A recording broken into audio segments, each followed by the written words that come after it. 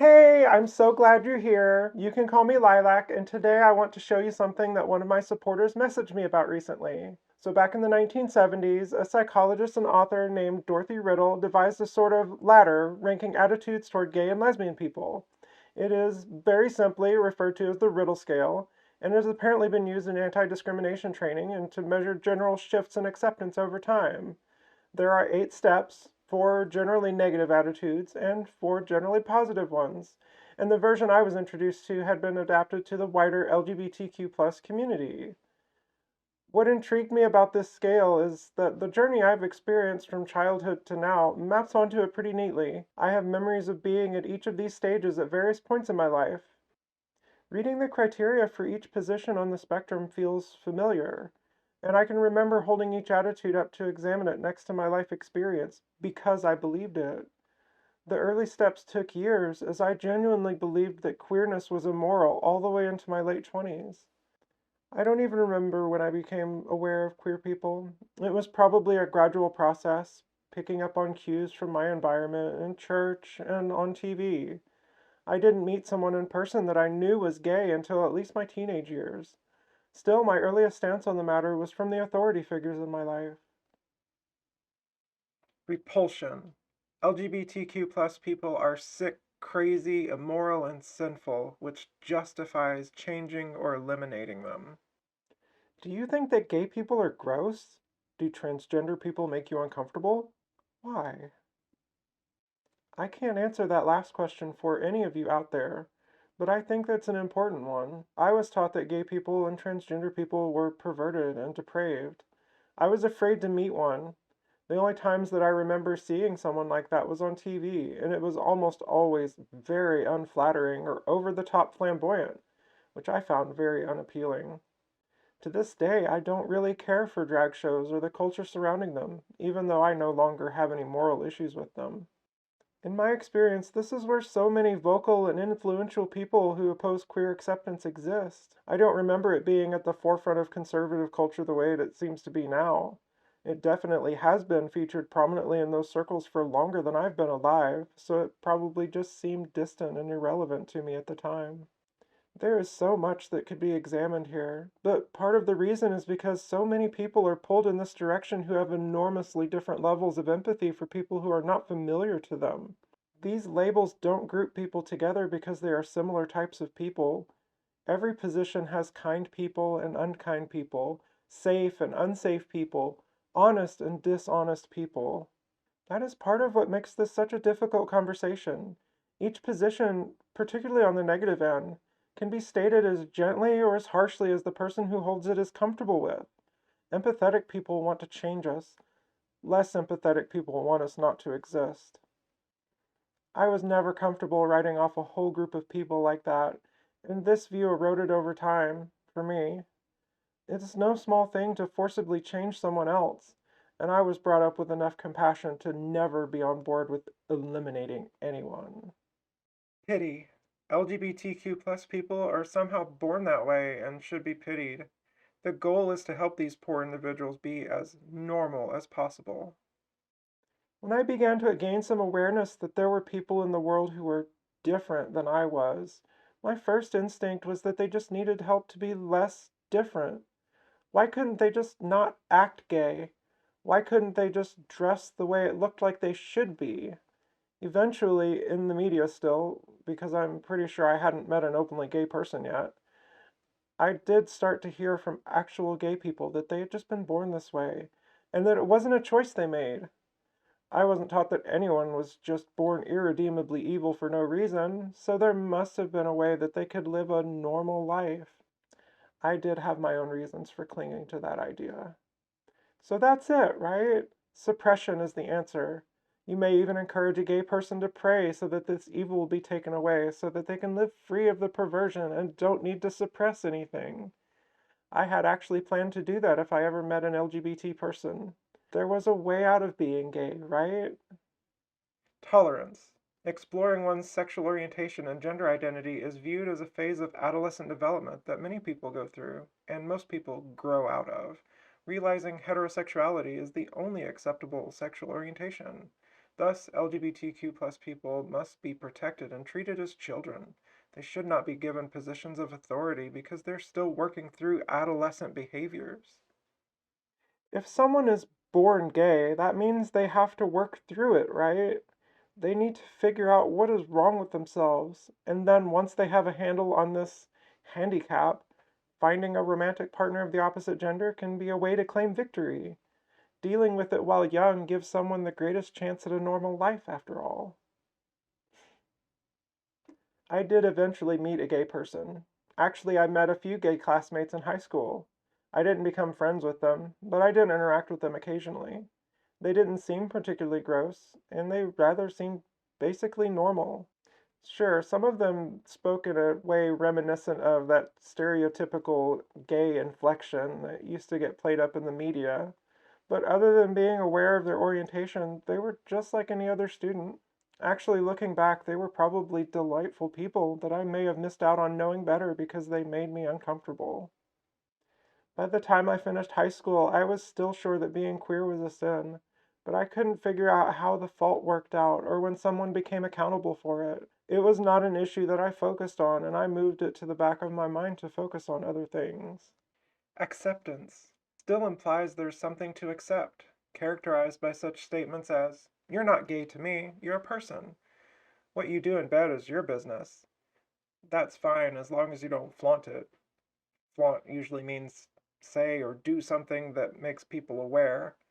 This attitude ignores the pain of invisibility, the stress of closet behavior, and denies the social and legal realities with which LGBTQ plus people live. The least harmful negative attitude on the scale is acceptance. Wait a minute. When you accept someone, that's a good thing, isn't it? I mean, what more could you want? You accept me. You accept me. I won't question if you mean it, although I would encourage anyone to reflect on their words and actions to make sure they align. But accept what? My personhood? How generous. Because of how patronizing it can sound when said out loud, this was a time in my life when I was the least vocal about my attitude on queer people, and it was also the step where I existed the longest. Not that I was ever especially assertive toward people I met, but when I arrived at acceptance, I never really said anything about it unless I was asked directly. I still thought it was a sin, but I couldn't see how the person themselves was to blame. I don't remember how long I had been working at my first job when I met one of our vendors who worked in my area, but we became friends over the next few visits. For the following couple of years, every time he would be working at our facility, I would find time to stop and talk to him about video games and shows that we were following. It was a year before it came up that he was gay and was married to another man. It wasn't flaunted, it was just another thing about him. Years later, I found myself in a serious relationship where my significant other had close family that was in the queer community. I was aware from the outset this time, but again, it was just another thing about them.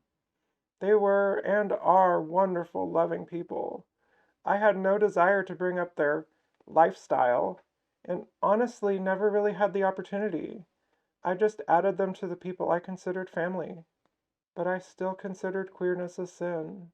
I was stuck at accepting the basic human existence of people that were such a blessing in my life. Support. LGBTQ plus people deserve legal and human rights. People should treat others fairly, regardless of one's own comfort with diverse sexual orientation and gender identity or expression.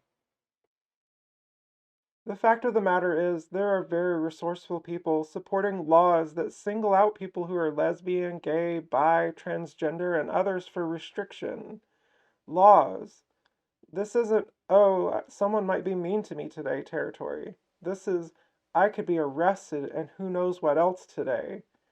This is the difficult one because it involves your identity. And it is meant to be that way. Being supportive asks something of you.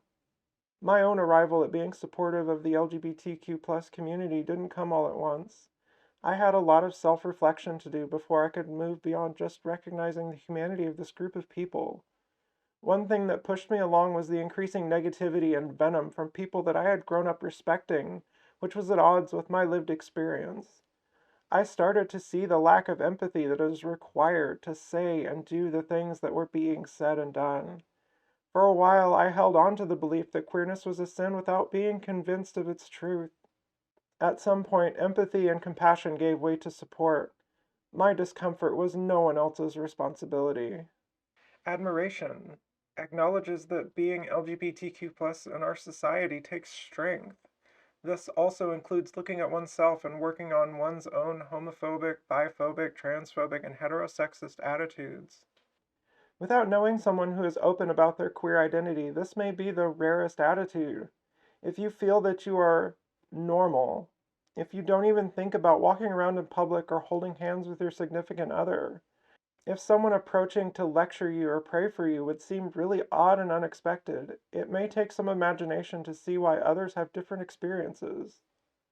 As someone who used to pass for normal, I'm not sure I could communicate the anxiety I felt when I first started leaving home with a purse. That sounds silly, right? It was one of the first steps I took when starting to transition socially. I really liked the purse too. It was a simple satchel style, solid color. I liked carrying around my things in a purse, and I liked how I looked with it. It was a really trivial thing to carry around, but at the time, I felt like everyone who saw me saw a freak, saw a threat. Was that a severe overreaction? Yeah, it was. But growing up with conservative culture that I had, it's what I thought everyone around me saw. And I was very familiar with the possible outcomes if the wrong person saw me as a threat or even a target. I don't think of myself as an especially strong person. Stubborn, maybe. Driven, sometimes. For complicated reasons I'm not even sure I fully understand. I actually watched a lot of conservative media during those early days, too. It was from the people I had once taken seriously, talking about how immoral and dangerous people like me were. My whole first year of transitioning was crawling under the weight of fear. But I still didn't attain this attitude. Not at this point. This scale is being presented in an order that implies some kind of ascension, but the truth is a person can exist partially in or between these positions, or even have completely different positions for a queer person in their life than they do for the queer community in general. I didn't see the strength it took to live this journey even when I was living in the middle of it myself. Doing the self reflection it takes to examine your empathy is a struggle too. I get it. Staying the same feels safe and is often easier than change. When I see anyone struggle, though, I know there is strength underneath. Appreciation values the diversity of people and sees LGBTQ plus people as a valid part of that diversity. This attitude also includes a willingness to combat homophobia, biphobia, transphobia in oneself and others. Do you celebrate the birthdays of other people? Anyone besides the people who share the same day or month as yours? Celebrating another person's birthday does nothing to diminish the importance of your own, does it? No matter how far away from yours it is on the calendar. What about celebrating someone else's identity? Everyone celebrates their own identity by living it out every day. But in my life, I have heard so much resentment expressed at the thought of celebrating the identities of others who are different. Appreciation accompanied a seismic shift in my life, and this is where another thread of my life's tapestry began to be woven in. I had been fighting part of my own identity for about 20 years, not really connecting it to the idea of being queer myself. Throughout my childhood, all the way into my adult years, I didn't consider myself queer, not even closeted. Try to contain your shock. I had actively avoided issues of real life transgender people. Despite all the progress with acceptance of the queer community as a whole, I was still very uncomfortable with the unusual gender expressions. Then I happened upon an online community that was dedicated to the daily life experience of transitioning women. I read about their insecurities, their fears, their past, and their progress. They resonated with me to a degree that I found surprising, really surprising. And for the first time, I saw that what I thought was impossible was actually possible. Someone doesn't have to be transgender or gay to appreciate the queer community, though. Once you see every person through the eyes of empathy, it is not that much farther to celebrate their joy with them. Nurturing. LGBTQ plus people are indispensable in our society. This includes viewing them with genuine affection, acting as an advocate. What if being queer was not only harmless, but an interesting aspect of someone's identity? Harassing them would be uncalled for, and standing up for them would be the right thing to do. Mocking them and calling them freaks or weirdos would be juvenile. Passing or supporting laws singling them out for restrictions on their movement or medical care would be cruel, wouldn't it? In some ways, it took me too long to realize this, and in other ways, I've known it since I was a child. I was raised to be kind and empathize with the people around me. I just wasn't able to build the fences around my empathy that were expected of me. It is typical human behavior to rely upon stereotypes. People we trust can tell us something about this group or that group of people, and it gets internalized. Or you can have a memorable experience with someone, and after that, someone else who reminds you of that person inherits the outcome, for good or bad. But think, just because two people are similar does not automatically mean that they have similar life experiences. And how much more is this true for stereotypes? Unsafe people do have warning signs, and there are ways to mitigate the harm they may do. Drawing the lines of who is a danger in the wrong place is not only unfair, it lets unsafe people keep hurting others. If you ask me, we should all stand up for the LGBTQ plus community, not just going silent on the issues, not just withdrawing support for the people hurting them, not just seeing the basic humanity in queer people you meet or loved ones who come out to you.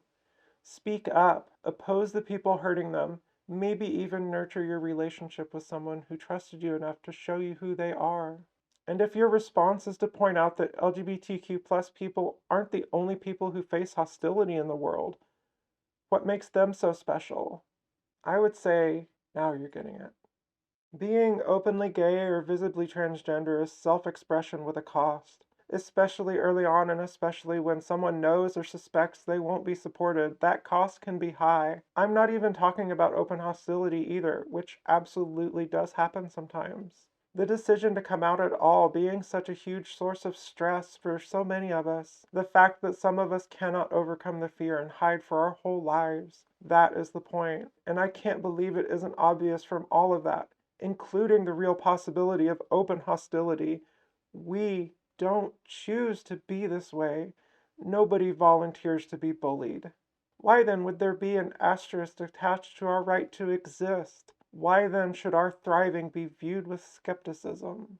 Even if I could answer those questions for you, I wouldn't. I think most people can find themselves somewhere on this scale. Many are placed where they start by the ones who raised them and the environment where they grew up, but everyone gets to decide where they land. To someone who identifies with one of the attitudes this scale calls negative, the growing acceptance already happening in society can be anywhere from concerning to really scary. I get it.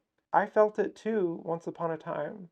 But we are not demons, nor are we evil. We are human beings with our own insecurities, our own fears, our own pasts, and each of us their own progress.